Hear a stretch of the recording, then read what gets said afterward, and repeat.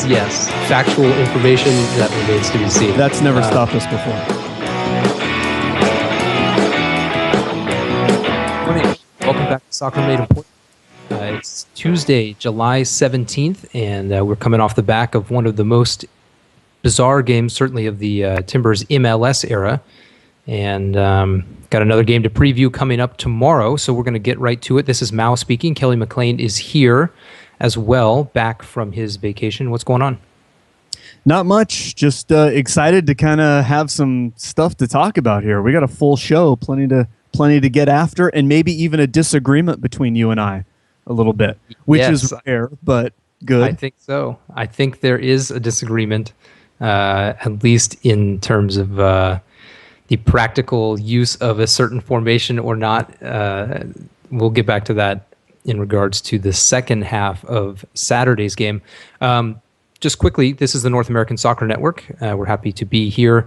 As always, NASN.TV is the website, and Trevor's been adding a few little bells and whistles to the site, little reminders of when shows are available and up live online. And you can find all of our archive shows on the site there. You can find links to iTunes, RSS feeds to kind of catch up with everything that's been going on in the past. We did not have a show on Friday, so if you can't find that, don't spend a lot of time looking for it because it doesn't exist. However, the Tuesday show from last week, the Lost Mystery Show, is in fact up on the site. Went up on Friday. So if you want to hear our extended thoughts about the John Spencer firing, that is the place to find that. And this day in Timbers history, July 17th, 1977, 35 years ago today, the Timbers lost 2-0 to the New York Cosmos in New York. This is the first time the Timbers played at Giant Stadium. The first year New York moved into the Meadowlands, they had played at Downing Stadium on now I can't remember the name of the island. But anyway, the first time Timbers had played at Giant Stadium, over 45,000 at the game to watch the Cosmos and Pele and Beckenbauer and Chinaglia and everyone beat the Timbers. Randall's Island, thank you, Trevor, was the place in 75 where Portland played. Now, LA Galaxy, 5-3 was the final. Strange game in a lot of ways. We're going to try and break it down in a couple of different ways, but let's go back to what we predicted. We obviously didn't have a show on Friday, but we did tweet out our predictions just to make sure people could hold us accountable. Mine was that Dewsbury would start and be the captain. I think in retrospect, looking at it now, that sort of seems like not really going out on a limb, but I think it's worth remembering this time last week, people really weren't sure. Would Dewsbury instantly be out of the lineup? Would he be simply cut from the team? I mean, people were, hypothesizing all kinds of ideas about who would or wouldn't be playing in this quote-unquote new regime. Dewsbury did start, and he was the captain. He was back in central midfield. And you said Eric Alexander would start at central midfield, which was incorrect. However, I think you do get credit, because Alexander did spend the entire second half in central midfield in some way or another, which again we'll come back to. So I don't know that many people would have had that prediction right. Yeah, so I'm just counting it as right. I mean, I figure after almost a year and how many matches, and I'm 45 minutes off, I'm taking it. That's a good. I don't blame you. I would do the same. So the biggest talking point, other than the 4 goals in 9 minutes for the Galaxy, is the change in formation for Portland. That is the dominant theme. Of course, the Timbers, for whatever reason, I'm not sure why they do this. When they tweet out the formation before the game and when they announce it at the stadium, they always announce it wrong. They never announce it in a way that is an accurate reflection of where the players will be on the field. So they tweeted it as a 4-3-3. They listed it on the official lineup sheet as a 4-3-3, and then they announced it as a 4-3-3. They said forwards, Eric Alexander, and that was obviously nonsense. Timbers played a 4-2-3-1. I wouldn't say a radical departure from the normal setup, but definitely different from the 4-4-2 that we usually see at home, or even the very specific specifically 4-5-1 with three defensive central midfielders that we saw in Salt Lake. So let's start there and just get your impressions of what the formation looked like and kind of how it actually worked, with the caveat that Diego Chara was obviously not available. Yeah, and that's a big caveat. I loved it. I thought it was great. I just thought the offense was much more fluid and connected, and I felt like they had players on the field where teammates needed them, finding space and coming to the ball. And I wrote an article yesterday pointing out that this was the most their highest number of passes that they've had throughout the season so far. It was their second highest pass completion rate. I just thought they looked much more connected on offense. Like they really, I mean, to some extent, maybe not that they had more of a purpose, but that at individual moments, I think each guy looked like he had a better idea of where he might be able to go with the ball. I just thought it was a good setup, and I thought it worked really well, particularly offensively. Now, I mean, we can talk about defensively, here in a minute, and the obvious issues there, which I don't think the formation was really an issue for that. But you had mentioned the idea of Palmer being in there for Chara, and I'm just going to put this out there. I think that game, if you keep everything else the same, the weather, the crowd, everything else about the lineup, absolutely everything the same, and you just change Palmer out for Chara in there, I think the Timbers win that game, hands down. I think it's a Timbers win.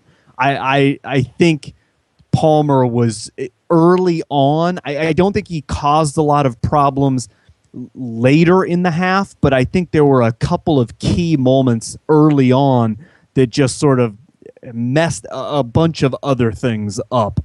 But so I really liked it. I don't know. What'd you think? Yeah, I liked it. I'm less of a fan, I think, than others. It's not that I didn't like it. I like the idea that Gavin would make a change specific to the opponent. I think, and I'll bring this back up later when we talk about the Chivas match. I didn't think necessarily that this was supposed to be a revolution in formation.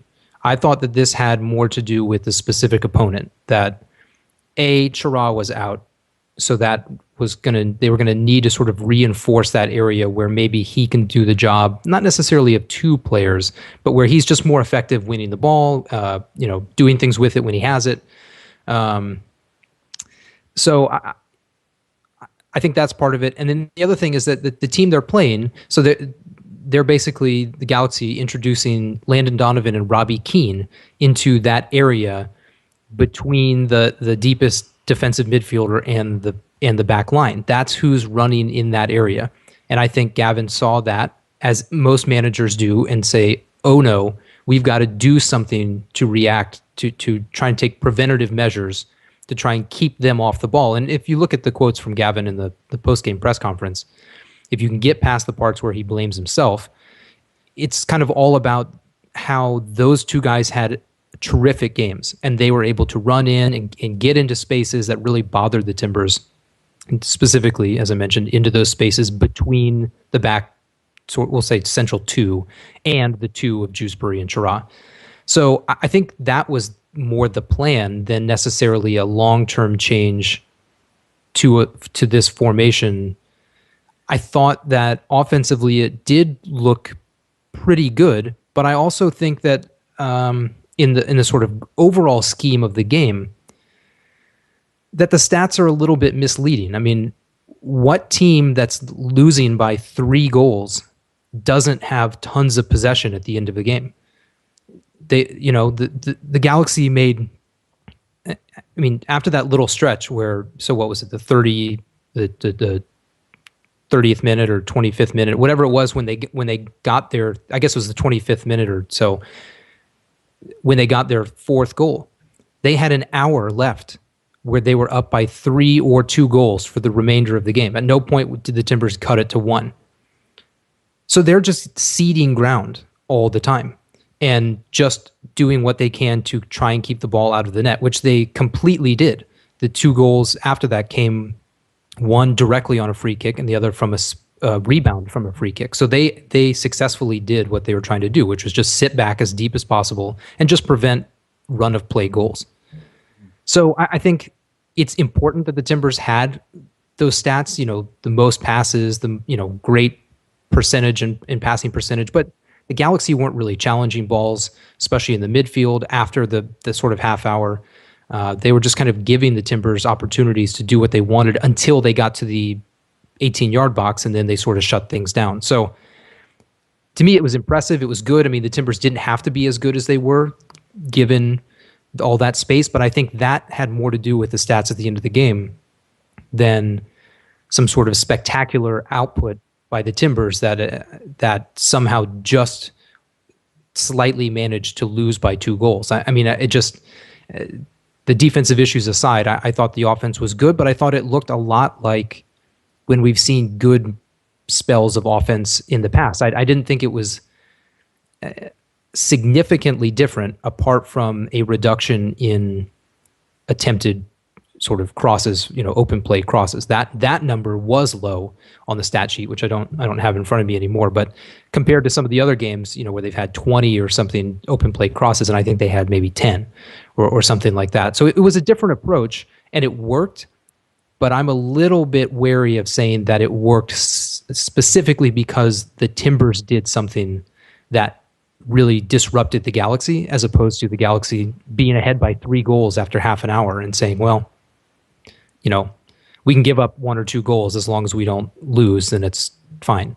Yeah, and that's definitely something that needs to be kept in mind. I mean, you're exactly right. I think part of it for me, though, was just that, I mean, you mentioned it, there was fewer open play crosses. It felt like, they were trying to mix things up a bit more and not have such an overemphasis on taking everything wide and crossing it in. They were mixing it up a bit more, and certainly some of that comes from the way the Galaxy were playing, for the last hour or whatnot.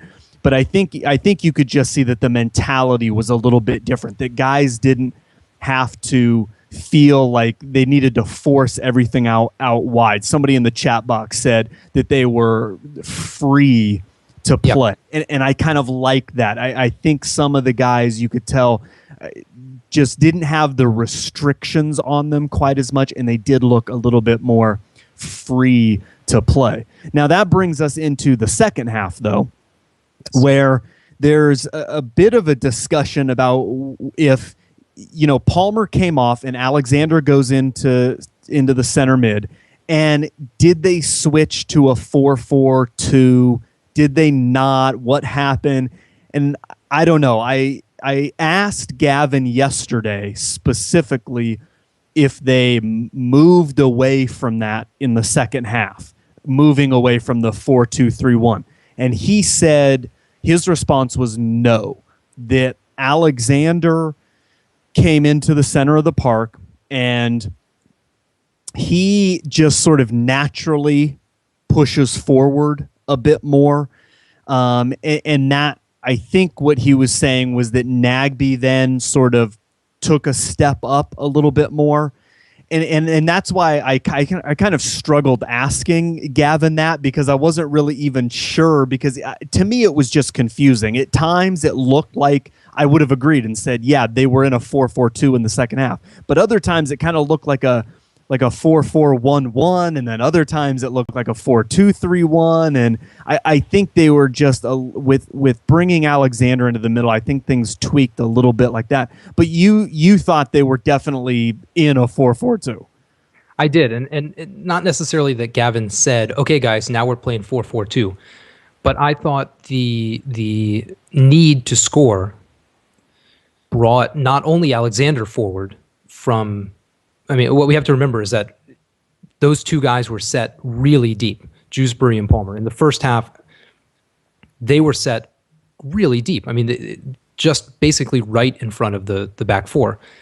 In the second half, I mean, not only was Alexander, much further forward in the center of the park. I thought the key to it all was that Jewsbury was much further forward, and he was playing forward. I mean, he was making runs into the box. He was taking shots just outside the box, and not he wasn't really playing as a express central midfielder, defensive minded, the way that it looked like the setup was in the first half. So to me, once they did that, Nagbe seemed to be playing up with Boyd as much as, yes, he drops back, but he does that when they're playing in a flat 4-4-2 and he's playing as the other forward. He drops much deeper.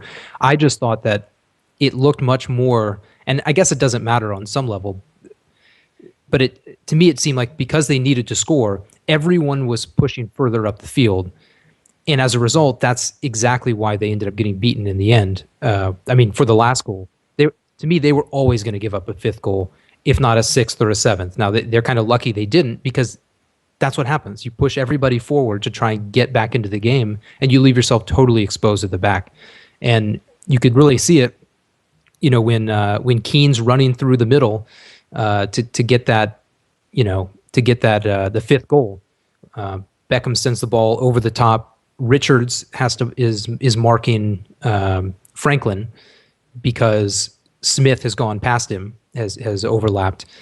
Richards doesn't get the ball. Franklin takes it down, and Keane just runs right through the middle. There's absolutely nobody on him. He runs right through what would have been the area where two defensive midfielders would have been stationed, or at least retreating back to after pushing forward. There was nobody there. He just ran right through, right past the central defenders and poked it in. So to me, it just looked more like a 4-4-2.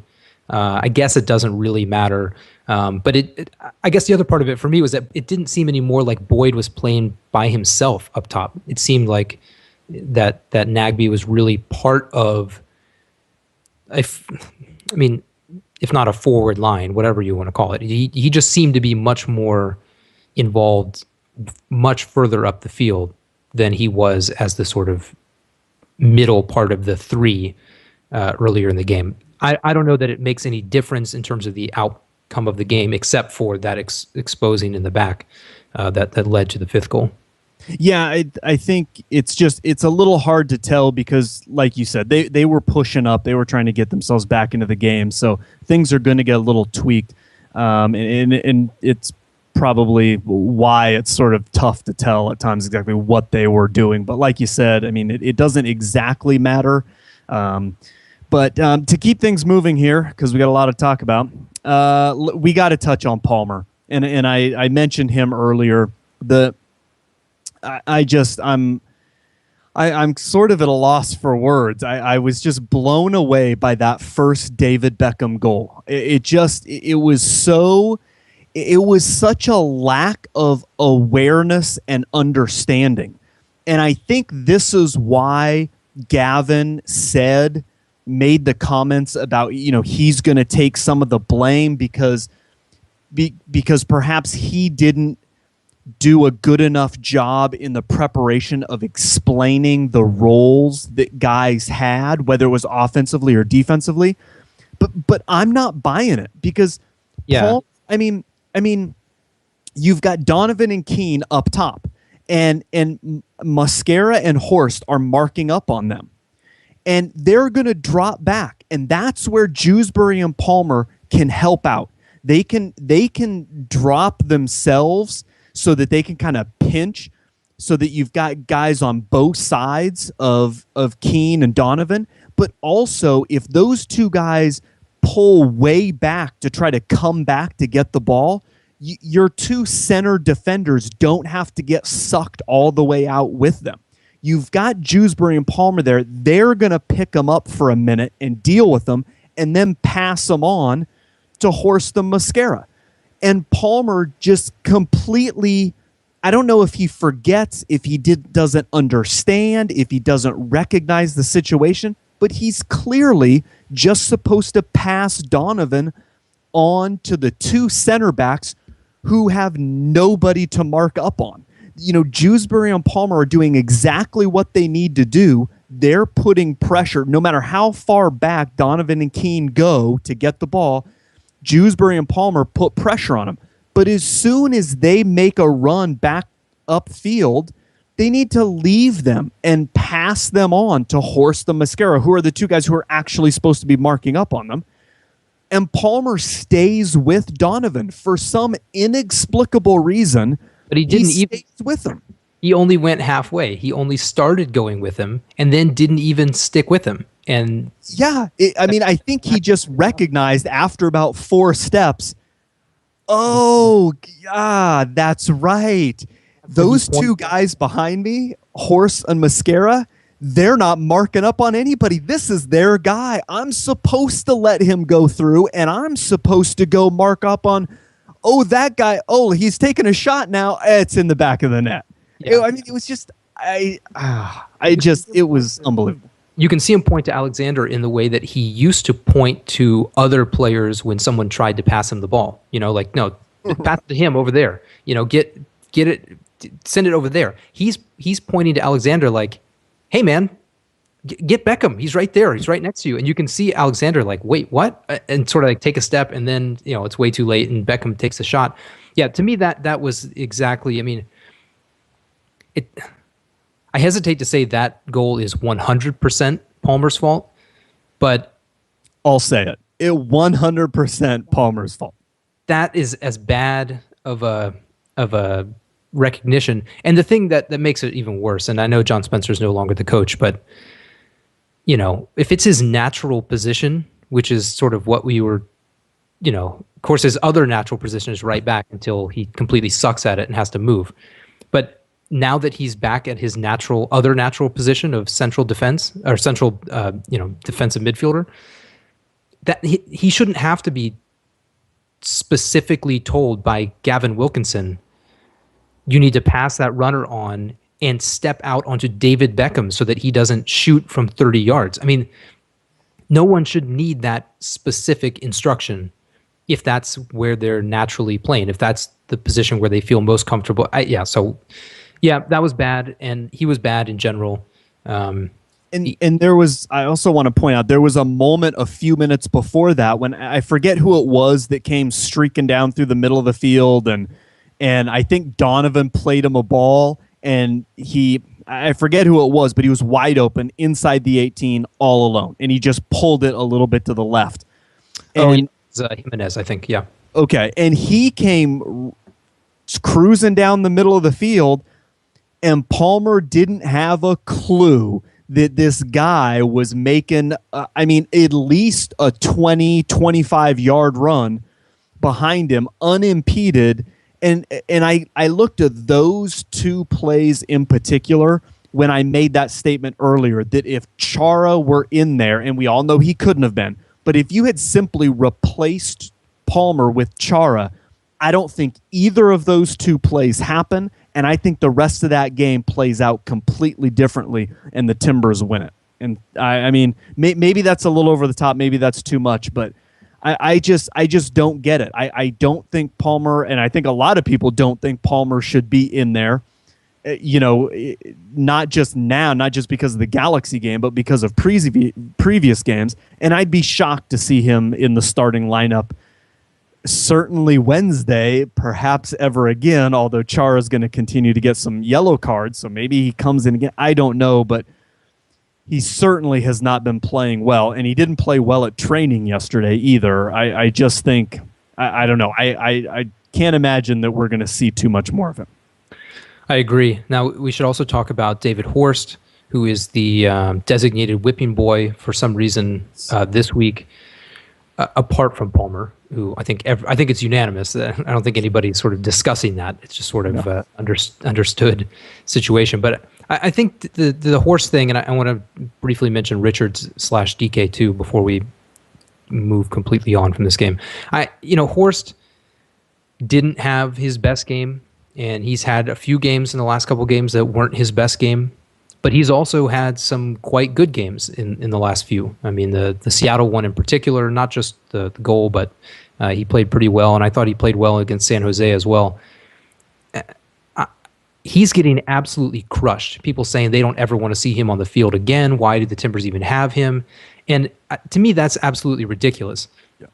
First of all, they haven't, despite sort of the illusion of depth at center back. They actually don't have much depth. I mean, at the moment, Jean-Baptiste is on loan, so that's not an option. And Eric Brunner, even though we saw him at practice yesterday, he wasn't practicing yesterday. He was just sitting there with a towel on his head on the sideline. So he doesn't appear to be ready to come back. So Horst is going to have to be in the 18.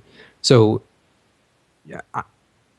guys are going to have bad games, but when there's sort of injury problems like this, I don't really know what they're supposed to do. I expect to see Footy start alongside Mosquera tomorrow to see if Footy can do a better job than Horst did. But at some point, they can't just keep changing the center backs every single game when one of them has a bad game. They're going to have to ride it out a little bit. And maybe that's what they're doing with Horst right now. I don't know. And I don't know why Footy was not, I don't know why it was Horst that was left in instead of Footy. To me, they're the same. I mean, they do. Footy does some things better than Horst. Horst does some things better than Footy. So I think you're going to get a breakdown somewhere if something goes wrong, more likely than Mosquera being the source of the breakdown. But I just don't understand the hate coming out for Horst in terms of, yeah, he didn't have a good game, but I mean, are people really thinking that the Timbers would have won if Footy had been in there? Like, would that have made the difference? Would that have prevented 5 goals from being scored? There's a big love fest for Kimura right now because of, some beating of his chest and, stuff like that in front of the Timbers Army. And I get that. That's great. But Kimura was completely at fault for one of the goals, and he was lucky he wasn't at fault again because he was unbelievably stupid on throw-ins more than once. It wasn't just the one time where the goal ended up happening from the penalty. That happened to him several times.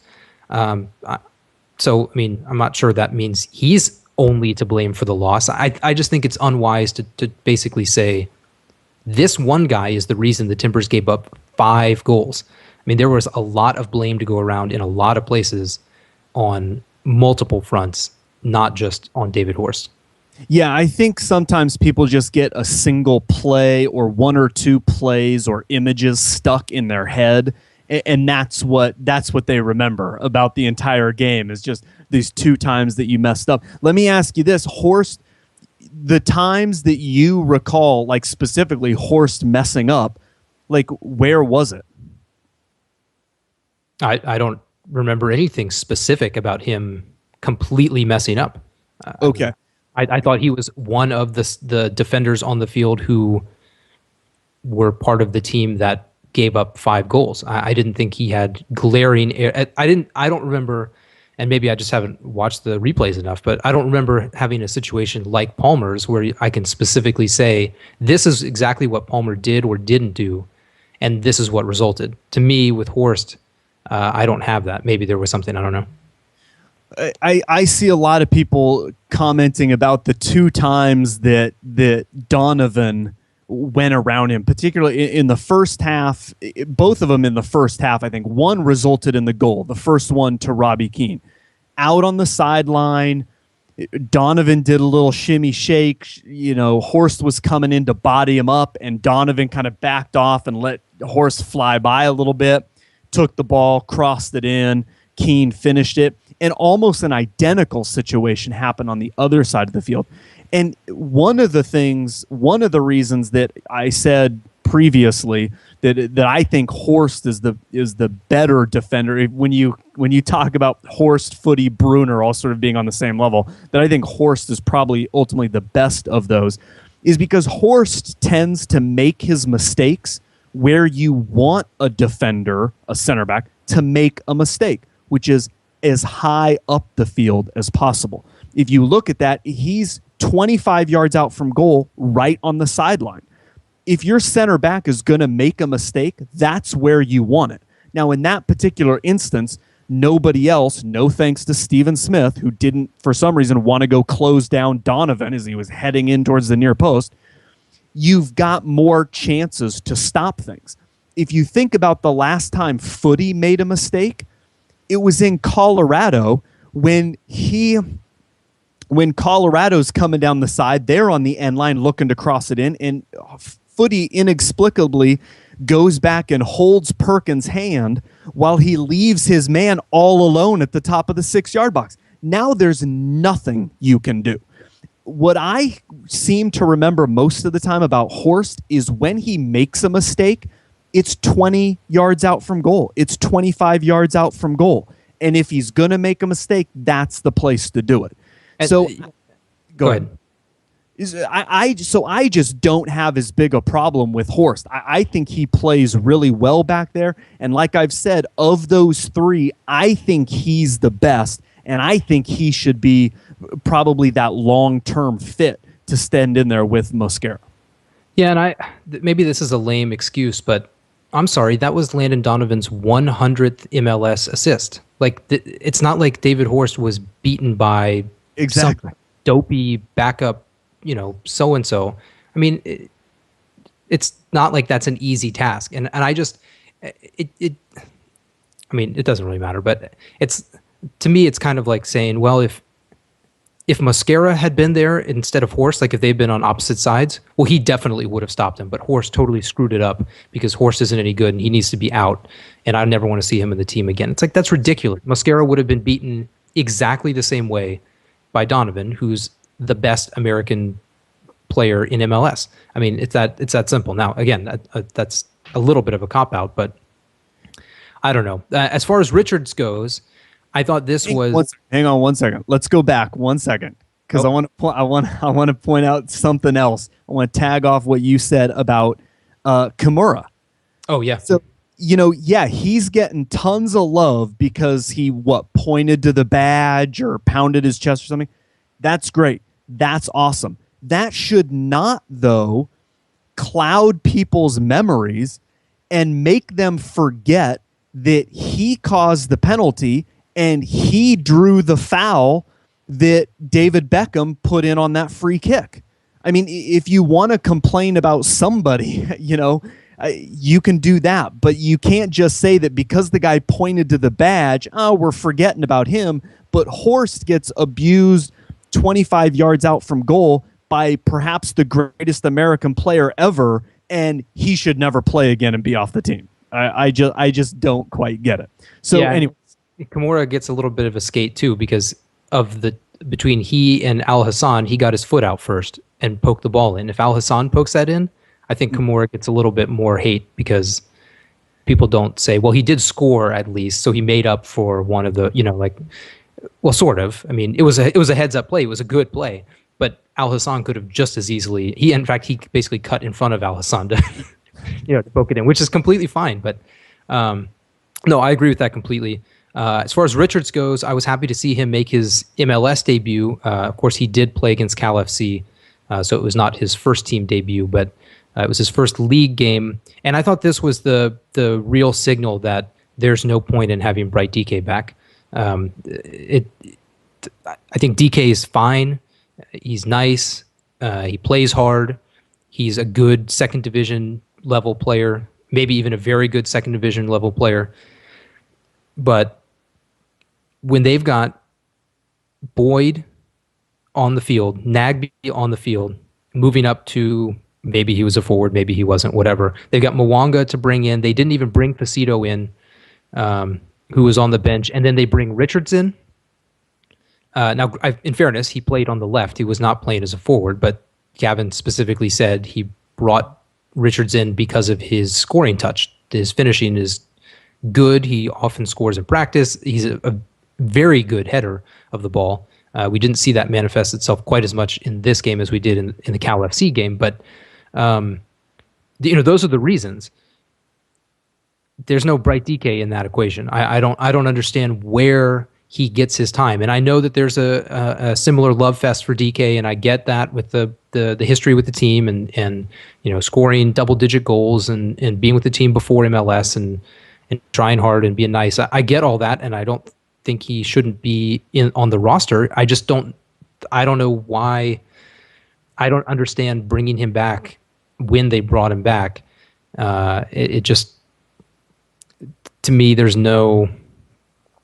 I think the most common refrain that we've heard is he hasn't been given a fair shake. He hasn't been given a fair chance to show what he can do. And I think I kind of wish people could just go to training once or twice. And I think that would be the answer as to why maybe he doesn't get the chances, because it's not just that people don't want to give him a chance. It's that he doesn't show things that give any indication that he deserves a chance to be on the field in the game when other guys do. Yeah, I mean, you've got to remember that the coaching staff are watching all of these players every day at training. So, I mean, to say that he's not being given a fair shake, there's some kind of a reason for it. And one of those would be yesterday at training when he took a touch to the side and wound up for another shot and completely missed the ball. I mean, fans don't see that kind of stuff, but the coaching staff does. And, those are those things that they see day to day all the time. But I was amazed, too, that he wasn't in the 18. I don't understand why you bring him back from loan and then don't put him in the 18. And then Gavin was asked about that yesterday after training, talking to the press, and he didn't commit in any way, shape, or form to including DK in the 18 in either of these upcoming matches. He just said, so we'll see. We're going on the road. We're going to Chivas. We're going to Dallas, and we'll see. And I'm like you. If you're so ready to put Richards in there at a wrong position for him at outside mid, when he's a forward, if you get to a point in the game where you need a forward, it would appear as though you're at the very least going to give Richards a shot now. So why did you bring Facito or Mwanga? I mean, so why did you bring him back? I don't understand that at all. Okay, quickly, I didn't mention at the top, we're going to have Luis Bueno, who's the beat writer for MLS Soccer for Chivas, after a little bit of a merry-go-round situation in LA. We're going to have him on in just a few minutes to help us preview tomorrow's game. But there are a few other things. We sort of talked a little bit about training, but one or two other things about the game from Saturday. One that you brought up and one that I brought up. So let's start with yours. And that is that this sort of this look that the Timbers had, the sort of offensive style, maybe you could say scoring multiple goals, playing more freely. That's what Merritt Paulson wants. Yeah, I mean, I think what we've heard from the beginning is that they want to play an attacking, exciting brand of football. And how many comments did we see not from Portland people or LA people, but people who watch and cover and are tuned into the league as a whole, talking about what an exciting game, that match was. And I think that's what more along the lines of what Merritt wants. He doesn't want to lose. He doesn't want to give up 5 goals every game. I don't think Merritt's going to stand there and say, well, as long as we score 3 or 4 goals every game, I don't care if we win or lose. But I think this is in that direction of what he wants, something that is fast-paced and entertaining, and goals are being scored, and there's an attack, and the ball is moving, and this seems sort of like that first step to getting there, to where now maybe some things need to be dealt with defensively, and they need to sort some things out, but this seems like a really good starting point to get to that type of game so that they want. So I tend to think that this is a little bit more it's in line with what Merritt sort of had in mind. I think that's just my opinion. I don't disagree with that at all, and I think it's an important thing to keep in mind on some level. I mean, I don't think that's the end-all be-all about stuff. I mean, I think if the Timbers were winning in an ugly way, Merritt would also be happy because they'd be winning. Yeah, there is something to that, and I what I wanted to bring up just quickly is I don't think people are forgetting this, but I don't think it's as palpable as maybe the losses in Colorado and Salt Lake were, and for obvious reasons. The Timbers didn't score and they looked horrendous in those games. and the Timbers had good things going for them in this game. But they lost at home, and they gave up 5 goals at home. And they were in a position to make up ground to only be 1 point off the playoffs with basically half of the season left. And they completely blew it. And they're now 7 points out of the playoff spot, which, if you recall last year, the year in which they also didn't make the playoffs, they finished 7 points behind Colorado. Everybody remembers the Timbers finished 4 points out of the playoffs. That's true under last year's format, which is, of course, all you can do in that particular year. But this year, you have to do better than Western Conference teams. Last year, the Timbers were 7 points behind the 5th-placed Western Conference team.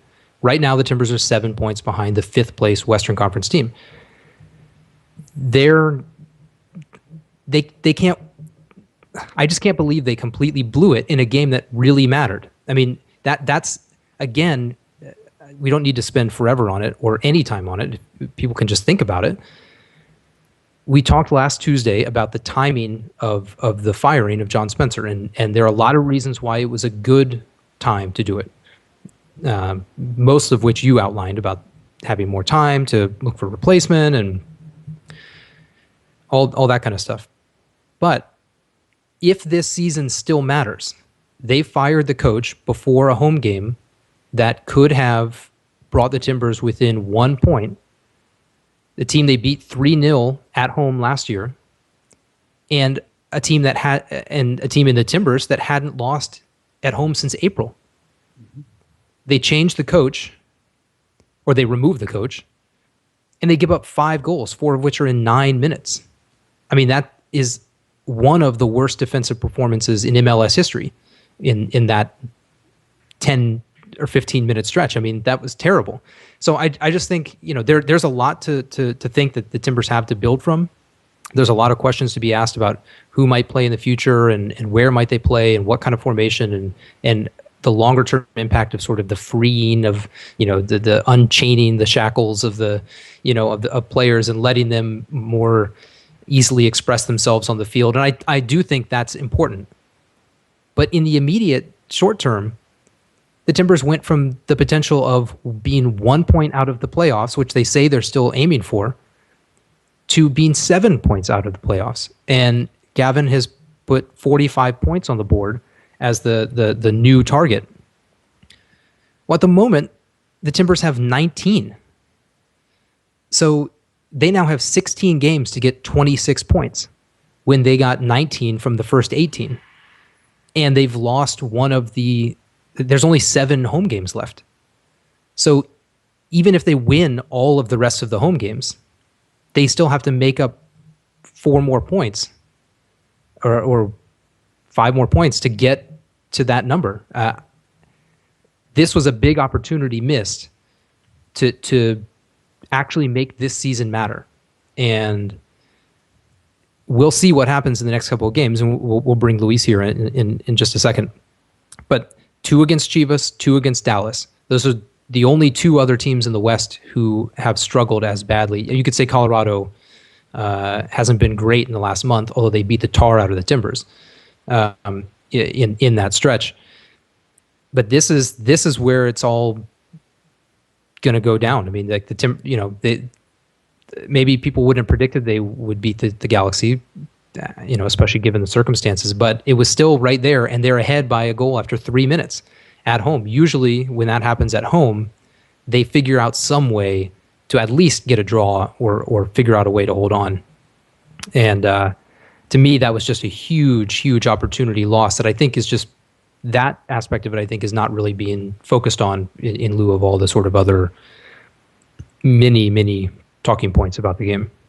Yeah, I mean, I predict that this will probably be that game that at the end of the season people will look back to and say, that was the one, just because of those reasons that you said. We could have potentially been within 1, and instead we're 7 points away. And I said a couple of weeks ago that for me, it was the Colorado game is when I said, done, they're not making the playoffs.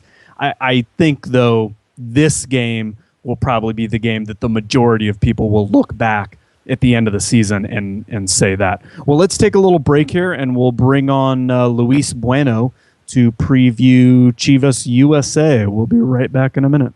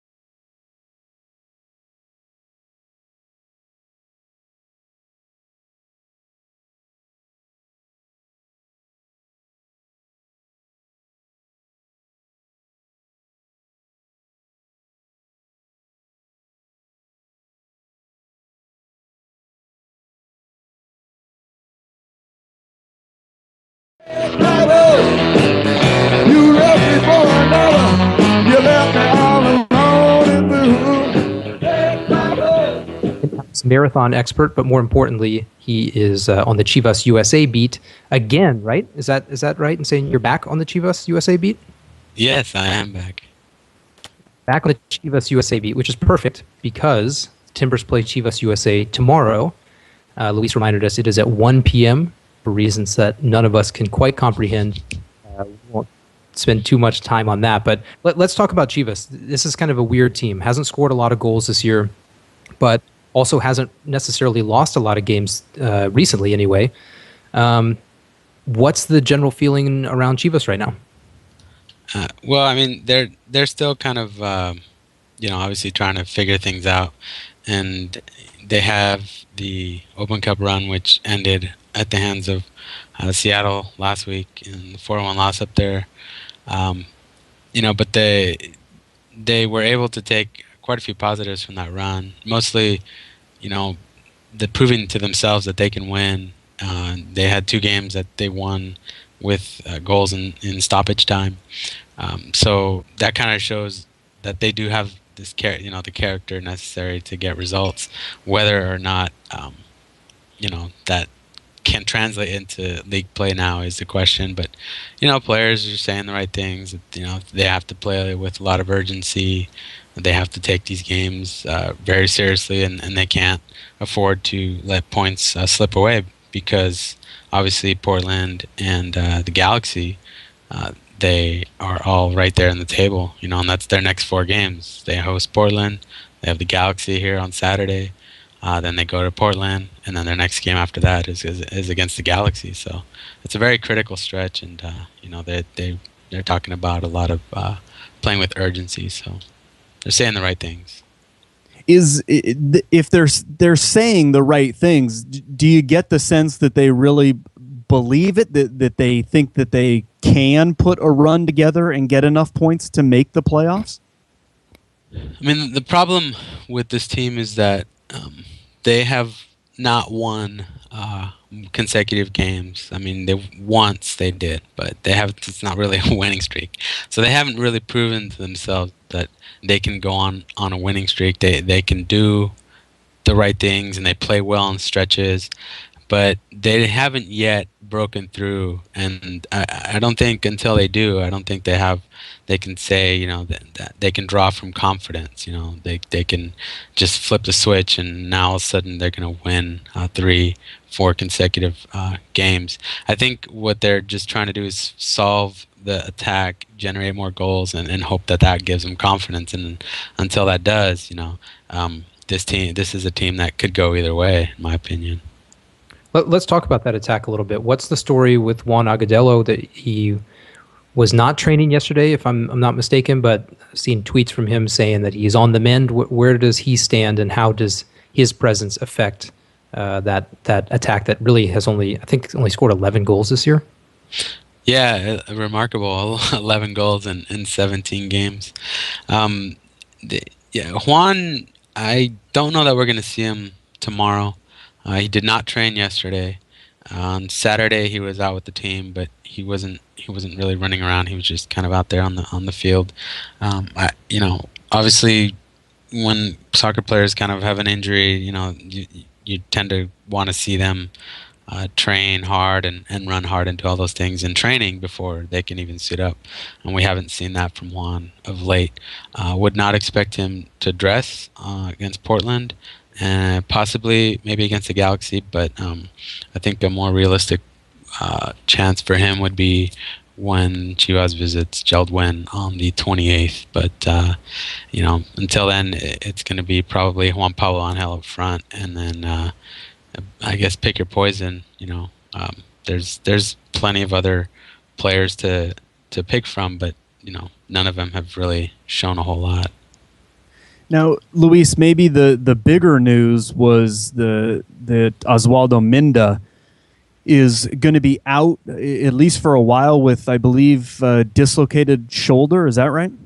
Yeah, that's right. Saturday I went out trying to talk to him.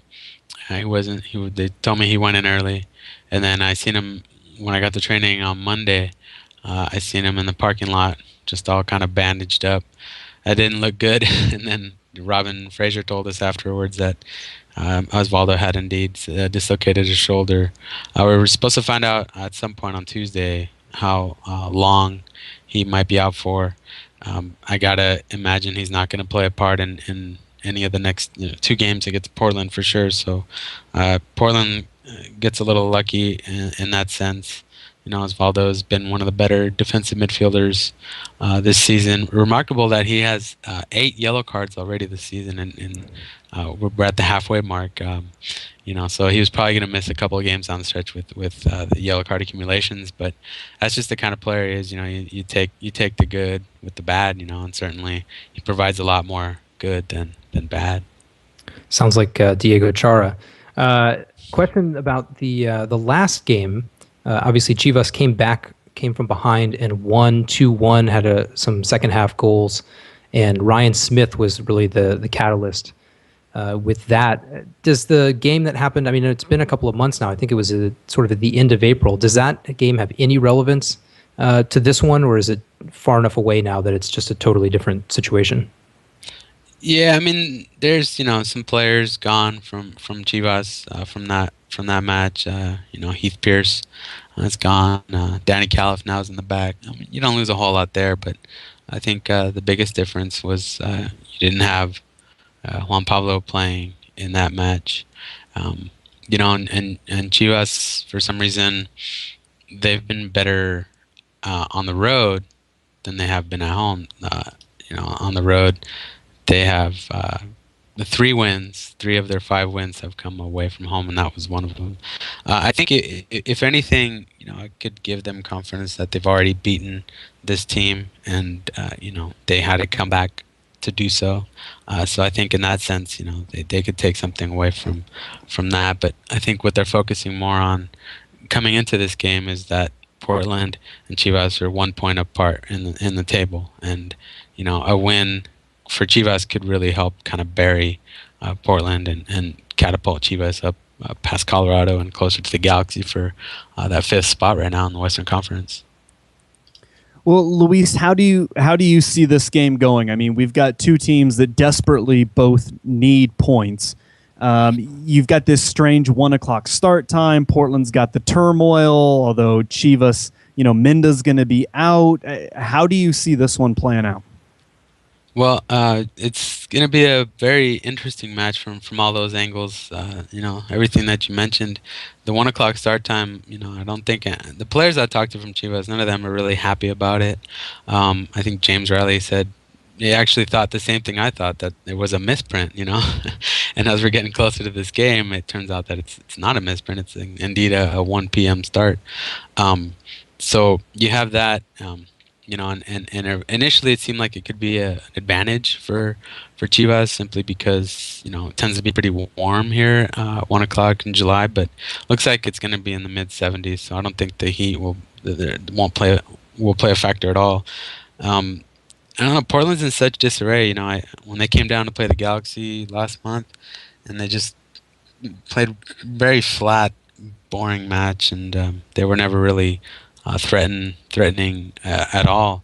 Obviously now things change. With the new coach and all that shakeup, but can Portland break their hex? Obviously, scoring on the road is not something the Timbers have done well at all last year and this year. And maybe this is the catalyst that they need to do that. But really, when you look at Chivas, they're defensively, they've been so solid all season long. I just find it hard to believe that it would be, against this defense where Portland breaks that hex and scores 2 or more goals on the road. So I think Chivas will pull it out. I think their urgency is, they're taking it seriously, and they do feel, that urgency. They do feel that now is the time. And, Danny Califf said, make or break. This is a make or break stretch, and it starts tomorrow against Portland.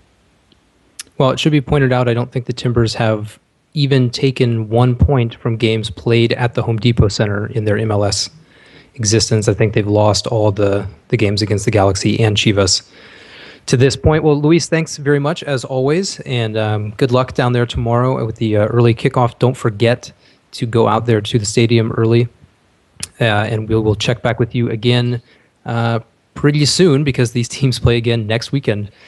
So kind of a weird circumstance there. But thanks, Luis, and we'll talk to you soon. Awesome. Thanks a lot. Anytime. And we'll take a quick break, and then we'll finish up with some predictions.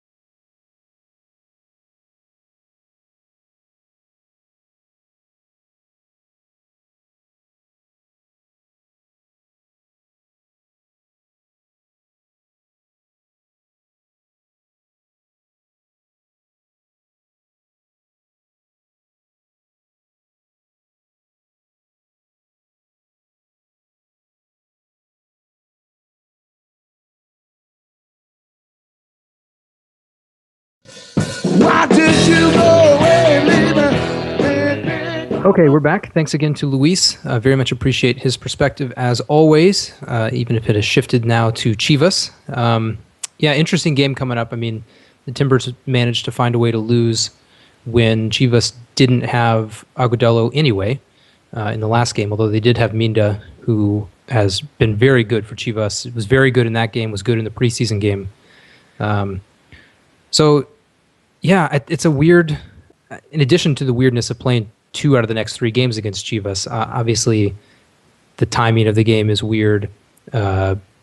some key injuries kind of right at the last minute, changing the whole kind of balance of what the sort of outlook would have been had we talked about this game 3 days ago. Would have been a completely different way of looking at it. Despite that, Luis still thinks Chivas will win, which says, I think, perhaps more about Portland than it does about Chivas at this point. But let's talk about it from a Portland perspective. And my question is sort of going back to what we talked about at the very, very beginning, and sort of referencing what Gavin talked about yesterday, which was that, or sort of the feeling that you and others had that Gavin's going to stick with the 4-2-3-1 going into the Chivas game. And I just wonder if there's any reason to, if it kind of, to me, I just wonder if that kind of wastes Diego Chara. He'll obviously be one of the two defensive midfielders, but I just wonder if setting up so specifically in a defensive manner with those two players, be it him and Shrewsbury or, God forbid, him and Palmer, I don't know that there's any specific reason why you would need that kind of cover against this particular team. Well, I don't think you can waste Diego Chara in whatever formation you're doing. And I think you can run the same thing. And yeah, Shrewsbury and Palmer had definitely had some responsibilities defensively, some very specific things that they were set there to do. But I think you can run the same system and formation and have two guys who participate in the attack, who just, take 5 steps forward and make it look a little bit different, a little bit more offensive, without saying, okay, this game, you've really got these specific defensive roles because of the other team. So I think I would like to see it again. I think we'll see it again. Just as I mentioned yesterday, I just got the sense that Wilkinson seemed sort of committed to this, that's what he wanted to do. He seemed to say that it fit, particularly some of those offensive-minded players, that it may have been a little bit of a better fit for some of those guys. So I expect that we'll see it again. But yeah, it does kind of raise the question. If it is Shrewsbury and Chara, are they set side by side? Is that twosome in front of the back four? Or do you still sort of call it a 4-2-3-1, but have Shrewsbury step in front of Chara and sort of adjust it that way? I'm not quite sure, but I think we'll still see that same basic formation. Now, the other question is who is going to play elsewhere? If they go with a 4-2-3-1 of some kind, that means regardless, they're going to have one forward, which is going to be Boyd. Now, to me, that is a little bit curious why you make a trade for Danny Mwanga and then in at least half of the game since he's been here, play a 4-5-1. Now, one of them, he was the one, but that doesn't really seem to suit him very well either. So I'm curious from that end of it whether or not they'll stick with just the one forward or try and find a way to get Mwanga on the field more. I would say he had negligent impact. I mean, just there was no major impact one way or the other, I didn't think, in the game on Saturday when he was in. Other questions. We assume Smith and Kimura are going to remain as the outside backs. I think there's a good argument you could make for the return of Mike Chabala to left back. I don't know that I ever would have thought I would say that, but Stephen Smith has been not very good, in my opinion. Defensively, I think he's done some good things going forward, but he likes to go forward and then not necessarily come back, and that has caused the Timbers some problems. I don't know if it will in this particular game. The problem for the Timbers last time around against Chivas was on the right, and that was where Lovel Palmer was simply abused by Ryan Smith. So we'll see what that kind of looks like. But yeah, I think in general we'll see the same type of team. We'll see Shrewsbury as the captain. I don't think that switch is going to happen yet. And yeah, it's a weird game. I think to kind of jam this in the week with the result that just happened And then, this is one of the few times this year where the Timbers don't come home. They leave today. In fact, they haven't left yet, but they'll be leaving the next hour or two, and then they go to LA, and then they go straight from LA to Dallas, and they don't come back until they return for the Aston Villa friendly this time next week or next Wednesday. So a little bit of a different scenario means they'll probably carry a few more players than just 18 for the trip, even though I don't think there are any reserve games associated with this one. So let's go into predictions if you're ready. Yours is interesting. I'm going to start with mine. I actually think the Timbers are going to start in a 4-4-2. I think that Gavin, I'm not saying he's just trying to slow play the press or something, but I personally don't think there's any reason. If you're going to play Chara and Dewsbury side by side, why not just play a 4-4-2 and put Mwanga in there? And, if that means you have to play Nagbe out wide, then do it. Or if you want to play Nagbe up top with Boyd, do it. But I don't see any reason if you're going to play them back and not have them just set right in front of those back two. If that's going to be the case, why jam the midfield, and especially on what we know is a huge field at the Home Depot Center. They've had major problems with space, playing way too compact. I just think if you've got three central midfielders of any variety in a field that big, you're just asking for trouble keeping things that narrow, and the width can. I mean, Chivas destroyed the Timbers with width on a 70-yard wide field, and this is 75 or whatever in LA. So my prediction is a 4-4-2 of some variety as the starting formation, not necessarily the way it finishes. I'm going to go against my own advice, despite the Timbers being on the road, and I'm just going to go for a Timbers win. I don't know. I think, with the change in coaching, a lot of times that leads to, an increase in performance. Sometimes that's just a short increase. They might win the next game for, the new coach or whatever. But I don't know. Training definitely had a different feel to it yesterday. It was louder. It was more energetic.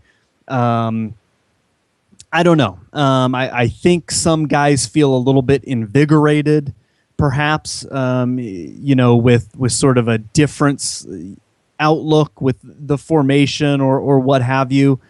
I'm going to go against my own advice and say I think they're going to pull it out. I think they're going to come away with a win.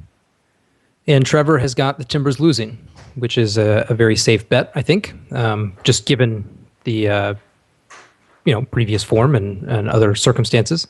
Very quickly, very, very quickly, fantasy update. I dropped to 29th.